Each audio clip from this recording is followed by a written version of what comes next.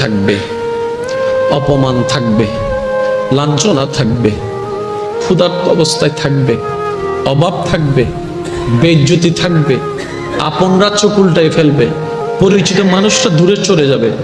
এগুলো হবেই হবে, কারণ মওলা যেখানে থাকবে সেখানে দুনিয়া থাকতে পারে না। আরেকটু জোরে বলেন না। অনেক সময় দেখবেন আপনি যাকে বেশি ভালোবাসবেন সে আপনার থেকে তাড়াতাড়ি দূরে সরে যায়। আমি বলছি জীবনে মিলে কিনা দেখেন, আপনি যার প্রতি বেশি আস্থা রাখবেন সে যত দ্রুত আপনার থেকে আস্থা ভেঙে ফেলবে। আপনি যার প্রতি বেশি ডিপেন্ডেন্ট হবেন সেই বেশি আপনাকে ধোঁকা দিবে। যাকে বেশি বিশ্বাস করবেন এই দুনিয়ায় দেখবেন কেমন জানি সে চেহারায় পাল্টায় ফেলছে, কেমন কেমন জানি ইচ্ছাই হোক অনিচ্ছাই হয়ে যায়। এক কথায় আপনি আমরা এই দিলে যাকে বেশি জায়গা দিই সে কেমন জানি তাড়াতাড়ি দূরে সরে যায়, কেমন জানি তার সাথে আমাদের সম্পর্কটা দূরত্ব হয়ে যায়। এটা কেন হয়? এটার হওয়ার একটাই কারণ, রব বলে যে তোর দিলটা শুধু আমার জন্য বান্দা হিসেবে, তোর দিলটা আমার নবীর জন্য উম্মত হিসেবে, আগে আমাকে আর আমার নবীকে রাখ, তারপরে যাকে যাকে রাখার আমি আল্লাহ সেট করে দিব। আমরা যখন ওই সিস্টেমটা না মেনে ডাইরেক্ট দুনিয়ার দিকে চলে যাই, ওই দুনিয়াটাই আমাদের কষ্টের কারণ হয়। তারপর আমরা একটা ডায়লগ মারি, এই দুনিয়াতে বিশ্বাসী মানুষ নাই, এই দুনিয়াতে বিশ্বাস করলে ফিটে চুরি খাইতে হয়, এই দুনিয়াতে এমন করলে সব। এই অপছন্দ করা মানুষের কথায় কিংবা কাজে আমাদের দিলে মাঝে মধ্যে একটু আঘাত লাগে না? প্রথম কথা মনে রাখবেন ভাইয়া, এই দুনিয়াতে আপনি আমি যতই যাই কিছু করি, চট্টগ্রামের ভাষায় যদি বলি কলিজা কাইটাও যদি খাওয়াই দিই, খাওয়ার পরে বলবে যে লবণ কম হয়েছে। কলিজা খাওয়াইছেন এটাতে বলবে না, ওই লবণ কম হয়েছে এটা ঠিকই বলবে। এই পৃথিবীর একটা নিজাম, একটা নিয়ম হচ্ছে, আপনি আমি হাজার চেষ্টা করলেও পৃথিবীর সবাইকে খুশি রাখতে পারবো না, এটা অসম্ভব। বদনাম ছিল, বদনাম আছে, বদনাম থাকবে। বুঝার জন্য বলা, সৃষ্টি জগতে আমাদের নবীর মতো আর কেউ আছে? আর একটু জোরে বলেন। আমাদের নবীর মতো সুন্দর চরিত্রওয়ালা, যার চরিত্রের প্রশংসা স্বয়ং রব কোরআনে করেছেন, এমন চরিত্রওয়ালা আর কেউ আছে? অথচ এই দুনিয়া, এই সমাজ, হাজার মানুষ সাক্ষী সেই নবীর চরিত্র নিয়েও একদল প্রশ্ন তুলেছে, একদল বিরূপ মন্তব্য করেছে। তাহলে যেই দল, যেই জায়গায়, যেই দেশে, যেই পৃথিবীতে, যেই কালচারে নবী রাহমাতুল লিল আলামিনের মতো একজন আল্লাহর নবীর চরিত্রকে পর্যন্ত কথা বলতে মানুষ দ্বিধা করছে না, সে জায়গায় আপনি আমি আর কে? এই পর্যন্ত আপনি দেখেন আমাদের নবী রাহমাতুল লিল আলামিনকে আল্লাহ যে ক্ষমতা, যে পাওয়ার, যে অ্যাবিলিটি, যে যোগ্যতা যা যা দিয়েছেন, ইতিপূর্বে এমন অথরিটি, এমন সুযোগ আল্লাহর কাউকে দেননি। নবী রাসূল স্পেশাল, কোনো সন্দেহ নাই, কিন্তু আমাদের নবী স্পেশালের স্পেশাল। সুবহানাল্লাহ। আমাদের নবী ইমামুল আম্বিয়া। সুবহানাল্লাহ। আমাদের নবী সমস্ত নবীদের ইমাম। ওয়া ইসাখাযাল্লাহু মিসাকান নবিয়্যিন। আমাদের নবীকে আল্লাহ তাআলা এমন শান, এমন মান, এমন আজমত, এমন অথরিটি দান করেছেন, ওয়ালা সাউফা ইউতিকা রাব্বুকা ফাতারদা আয়াত নাজিল করে দিয়েছেন, ইন্না আতাইনা কাল কাউসারের শান নাজিল করে দিয়েছেন। সুবহানাল্লাহ। ওয়ালাল আখিরাতু খায়রুল লাকা মিনাল উলা বলে বর্তমানের তুলনায় আপনি নবীর জন্য আমি আল্লাহকে এক সেকেন্ড পরে যে ভবিষ্যৎ সেটাই কল্যাণকর বানিয়ে দিয়েছি। সুবহানাল্লাহ। এরপরও নবী মক্কায় থাকতে পারে নাই, এরপরও নবী মক্কায় থাকতে পারে নাই, কিন্তু একবারও আল্লাহকে আফসোস জানায় নাই, ও আল্লাহ আমি না তোমার হাবিব, আমি না তোমার বন্ধু, আমি না ইমামুল আম্বিয়া, আমার কেন এত কষ্ট? নবী একবারও বলে নাই। যতবারই বলেছেন একটাই বলেছেন, আল্লাহ আমাকে ধৈর্য ধারণ করার তৌফিক দান করো, আল্লাহ আমাকে ধৈর্য ধারণ করার তৌফিক দান করো। আল্লাহ জুলুম যতই হোক আমি যেন ধৈর্যশীল হই, আল্লাহ যতই কষ্ট হোক আমি যেন ধৈর্যশীল হই। নবী মেসেজ দিতে চাচ্ছেন উম্মতকে, উম্মত আমি আল্লাহর এত প্রিয় হয়ে এত কষ্ট পাচ্ছি, তার মানে বুঝে নিবি তোর জীবনে যতই কষ্ট বেড়ে যাবে আল্লাহ তোকে প্রিয় বানানোর জন্য ইচ্ছা করছেন। বলেন সুবহানাল্লাহ। কখনো ধৈর্য হারা হইস না রে উম্মত। যাই হোক আল্লাহর উপর ভরসা রেখে এগোতে থাকবি, দেখবি আজকের এই ধৈর্যে এক একটা ইট দেওয়াল হয়ে দাঁড়িয়ে যাবে। ওই দেওয়ালটা তোর শত্রু আর ভাঙতে পারবে না। জয় তোর আসবেই আসবে, আসবেই আসবে, আসবেই আসবে, কারণ ধৈর্য ধারণকারী কখনো পরাজিত হয় না। বলেন না সুবহানাল্লাহ। আল্লাহু আকবার। অনেক কষ্ট নিবেন না, কথাটা একটু শুনতে অসুন্দর লাগলো বুঝার জন্য। শয়তান সবসময় জিতে কেন জানেন? আমরা বলি না শয়তান জিতে যায়, শয়তান জিতে যায়। শয়তান জিতার পিছনেও কিন্তু একটা ক্লু আছে, যেটা আল্লাহ আমাদেরকে দিয়েছেন কিন্তু আমরা নিতে জানি না। শয়তানের একটা বড় গুণ আছে বুঝার জন্য বলা, সেটা হচ্ছে শয়তান কখনো নিরাশ হয় না, যে সবসময় ধৈর্য ধরে থাকে। ধৈর্য ধরলে জিতবে, আজ না হয় কাল জিতবে। যেই ধৈর্য ধরুক জিতবে। শয়তান মিস্টার শয়তান এটা ভালো করে জানে।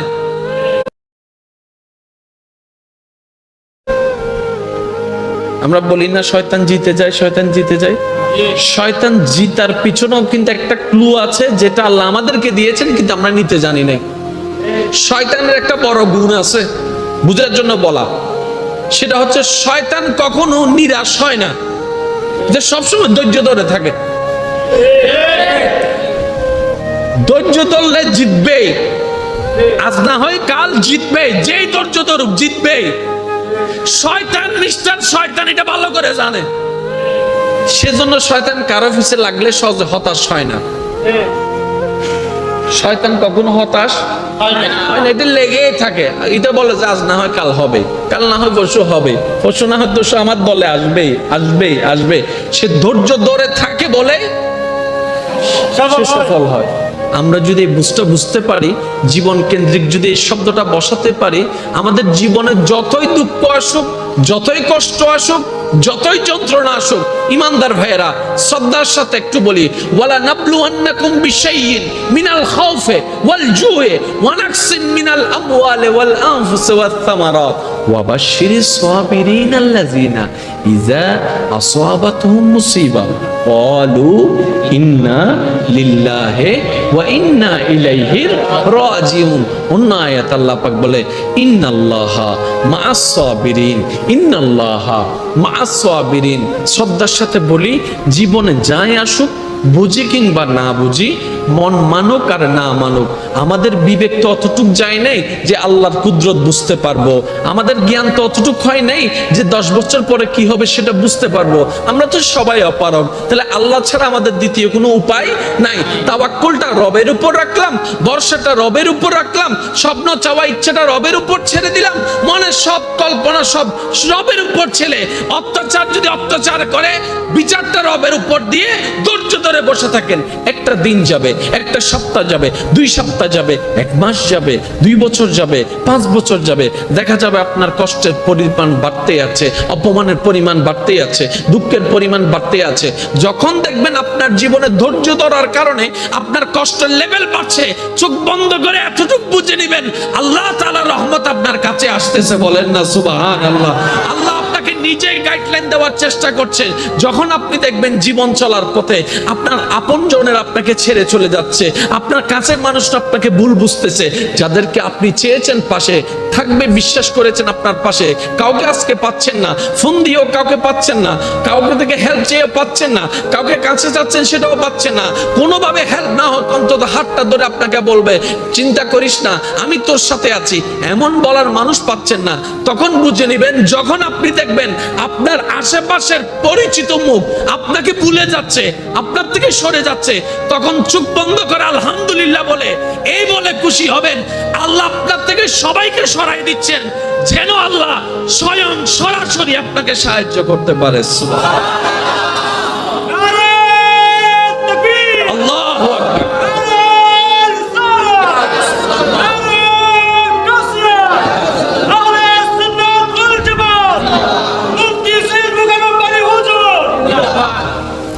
একবার বলেন আলহামদুলিল্লাহ। কার সাপোর্টের দরকার? পরিচিত না আল্লাহর? জোরে বলেন না। আমি সবার মুখে শুনতে চাই, কার কার সাহায্যের দরকার? কার মায়ার দরকার? কার ভালোবাসার দরকার? আল্লাহটা পাইতে গেলে সিস্টেম একটাই। ইউসুফ নবীকে যখন আল্লাহ নিজে সাহায্য করতে চেয়েছেন, আগে ভাইদেরকে সরাই দিছে।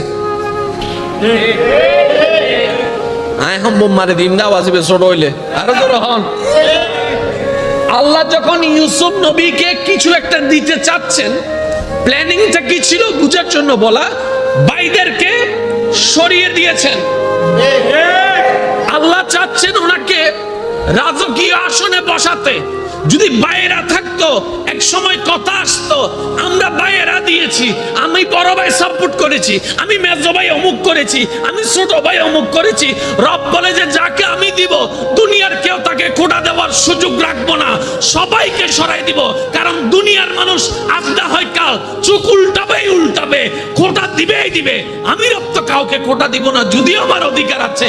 ও ইউসুফ, তোমার থেকে আমি ভাইদেরকে সরাই দিলাম, বাবাকে সরাই দিলাম, আত্মীয়কে সরাই দিলাম, রক্তকে সরাই দিলাম, তোমার বাড়ি সরাই দিলাম, তোমার ঘর সরাই দিলাম, তোমার খাবার সরাই দিলাম, মায়া সরাই দিলাম। ইউসুফ নবী বলে, মওলা তোমার যা ইচ্ছা তা করো, যেমন ইচ্ছা তেমন করো, কারণ আমি ইউসুফের সমস্ত জীবন তোমার নামের উপর ছেড়ে দিয়েছি। বলেন না সুবহানাল্লাহ।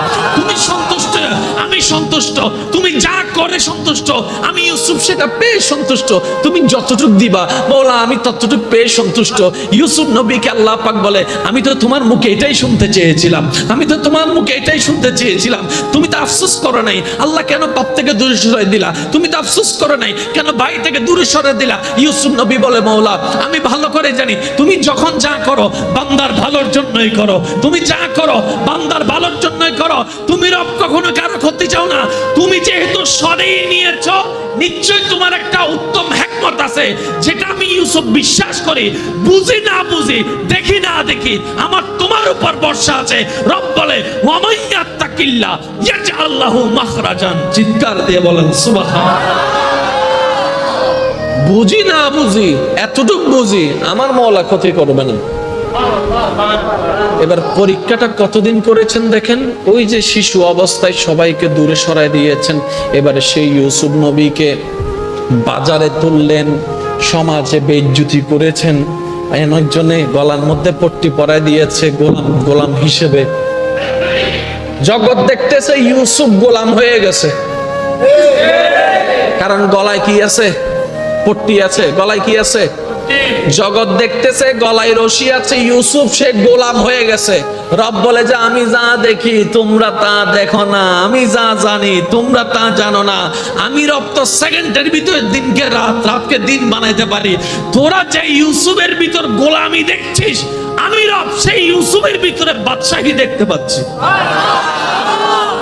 সেজন্য এতটুকু আমি আমার ভালোবাসার মানুষদের কাছে আবদার করে বলবো, যারা যে দুই একজন অন্তর থেকে আমি অদমকে অন্তত আল্লাহর জন্য ভালোবাসেন, রাসূলের জন্য ভালোবাসেন, আজকে থেকে অন্তত ডাইন বাম এত বোঝার দরকারই নেই। আল্লাহ তুমি যা কইরা খুশি, আমি সেটা পেয়ে খুশি।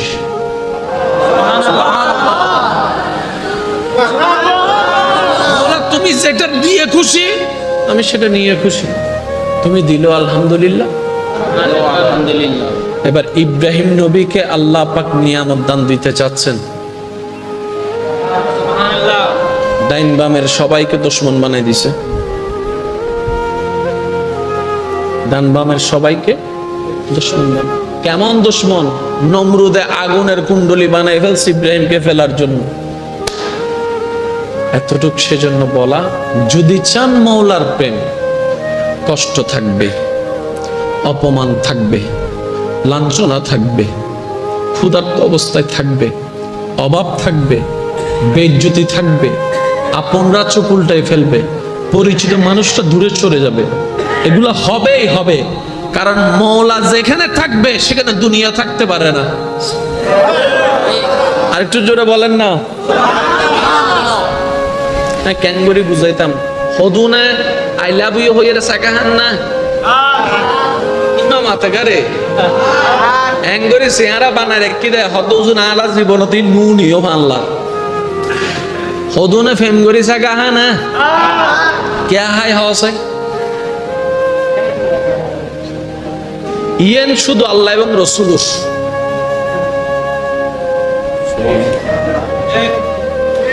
ইয়েন আল্লাহ এবং রসুল ইয়েন আর কেন আল্লাহ যেতে দেয় আয় কেন হই ওনারে।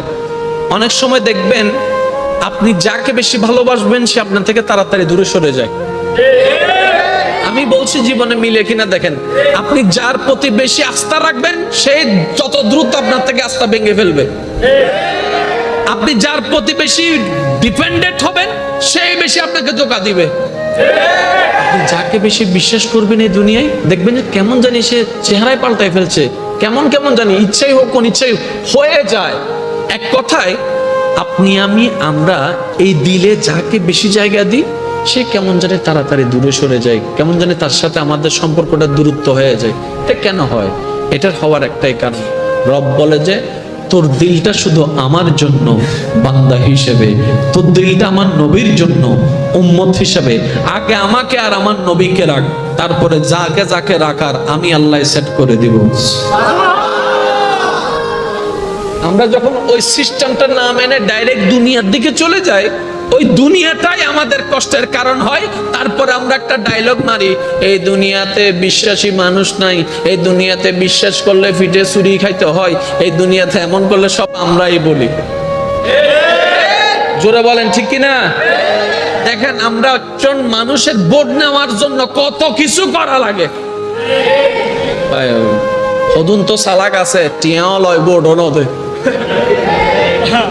নাই পারলেন না মারতে কারো জোর হয় না। পাঁচজন টিয়া এই 500 জন তো টিয়া হাই দিলেও তো বউ হুজুর করে 5 জন তো হাইও বোঠারে দিবে হদ হন্ডর বুদ্ধ দে বোট দিন ঘুম যাইম দে আছে না অনহন আছে না 500 জন তো টিয়া হাই কিন্তু বোট গড়ে দিত না হদ মাইলে ফিরে রূপ করে দিলা 4 জন গোস্ব আয় কে গোস্ব করাইতে তো না ঘুম যাইম দে ঘর ভিতর আছে নাইলে 5 জন তো 500 1000 করে হাইয়ারে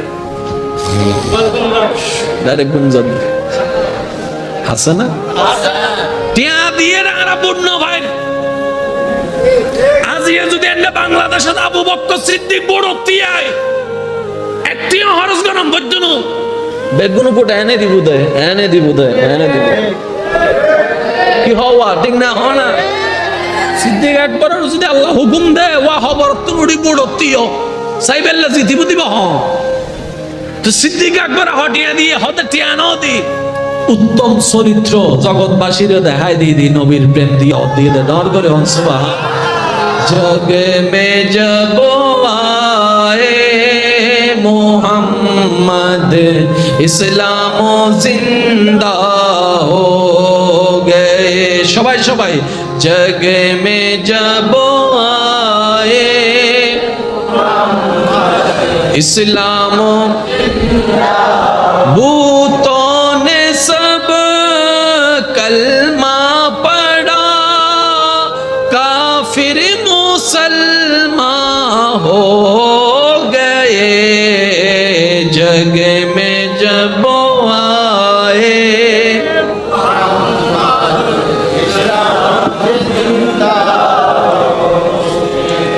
ওনারা কি হষ্ট না ভাই খালি আবার জুমা আছে মানুষে বজনা গাইল দিব জুমার দিন আছে তারা তো রক্ষা করি ফেলার বদ্দা অনারা যদি তাই না হয়ে দেওয়া ভাই 20 মিনিট হতা হন অনে ফাইতেন না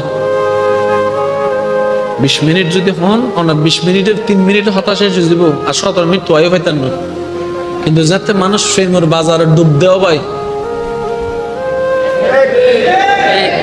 কিছু আমাদের আরো জোর হ না আর তো বুঝিলে যারা গেম খেলে মোবাইলে তুই তারা তুজো করো ঘন্টাকে এনে যায় খবর নাই হিরোটা তোর গেম উমিতে ঢুকে গেছে হটা বাজা জানা নেই হতা হন্য বাড়ি তুই গরিব টাইম যাই আরে হতে এখন তো বাজার দিয়ে 4:30 হতে কি রে হস মাইলে ফিরার মাত্র 10টা বাজে খেলা শুরু করছি 4:30 বাজে কি খবর উদ্ধ নয়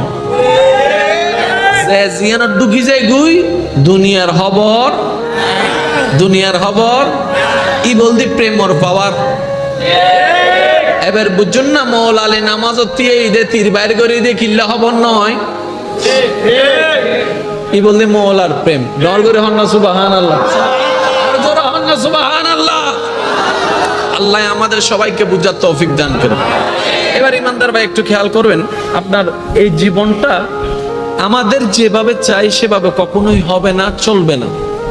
রব যেভাবে চাই সেভাবেই হবে, এটা আমরা সবাই জানি। তাহলে বুদ্ধিমানের কাজ কি? রবের চাওয়ার মতো নিজের চাওয়াটা বানাই ফেলা। তাহলে আমাদের জীবন সহজ হয়ে যাবে। কি বলেন আপনারা, ঠিক কি না?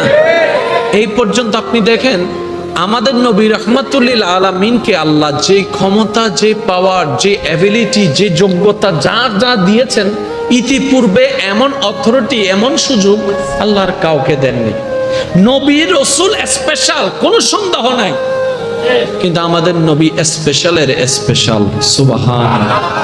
আমাদের নবী ইমামুল আম্বিয়া। সুবহানাল্লাহ। আমাদের নবী সমস্ত নবীদের ইমাম। ওয়াইজ আখাযাল্লাহু মিসাকান নবীন। আমাদের নবীকে আল্লাহ তাআলা এমন শান, এমন মান, এমন আজমত, এমন অথরিটি দান করেছেন, ওয়ালা সাউফা ইউতিকা রাব্বুকা ফাতারদা আয়াত নাজিল করে দিয়েছেন। ইন্না আতাইনা কাল কাউসারের শান নাজিল করে দিয়েছেন। সুবহানাল্লাহ। ওয়ালাল আখিরাতু খায়রুল লাকা মিনাল উলা বলে বর্তমানের তুলনায় আপনি নবীর জন্য আমি আল্লাহকে এক সেকেন্ড পরে যে ভবিষ্যৎ সেটাই কল্যাণকর বানিয়ে দিয়েছি। সুবহানাল্লাহ। এরপরও নবী মক্কায় থাকতে পারে নাই, এরপরও নবী মক্কায় থাকতে পারে নাই, কিন্তু একবারও আল্লাহকে আফসোস জানায় নাই, ও আল্লাহ আমি না তোমার হাবিব, আমি না তোমার বন্ধু, আমি না ইমামুল আম্বিয়া, আমার কেন এত কষ্ট? নবী একবারও বলে নাই। যতবারই বলেছেন একটাই বলেছেন, আল্লাহ আমাকে ধৈর্য ধারণ করার তৌফিক দান করো, আল্লাহ আমাকে ধৈর্য ধারণ করার তৌফিক দান করো। আল্লাহ জুলুম যতই হোক আমি যেন ধৈর্যশীল হই, আল্লাহ যতই কষ্ট হোক আমি যেন ধৈর্যশীল হই। নবী মেসেজ দিতে চাচ্ছেন উম্মতকে, উম্মত আমি আল্লাহর এত প্রিয় হয়ে এত কষ্ট পাচ্ছি, তার মানে বুঝে নিবি তোর জীবনে যতই কষ্ট বেড়ে যাবে আল্লাহ তোকে প্রিয় বানানোর জন্য ইচ্ছা করছেন। বলেন সুবহানাল্লাহ। কখনো ধৈর্য হারা হইস না রে উম্মত। যাই হোক আল্লাহর উপর ভরসা রেখে এগোতে থাকবি, দেখবি আজকের এই ধৈর্যে এক একটা ইট দেওয়াল হয়ে দাঁড়িয়ে যাবে। ওই দেওয়ালটা তোর শত্রু আর ভাঙতে পারবে না। জয় তোর আসবেই আসবে, আসবেই আসবে, আসবেই আসবে, কারণ ধৈর্য ধারণকারী কখনো পরাজিত হয় না। বলেন না সুবহানাল্লাহ। আল্লাহু আকবার।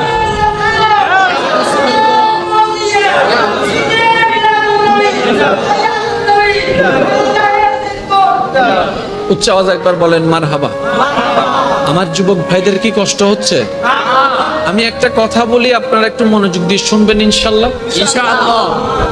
আল্লাহ এবং রসুলকে মন থেকে ভালোবাসেন কিংবা ভাসতে চান, আল্লাহ এবং রসুলের ভালোবাসা পেতে চান, কে কে হাত তুলে একটু বুঝে।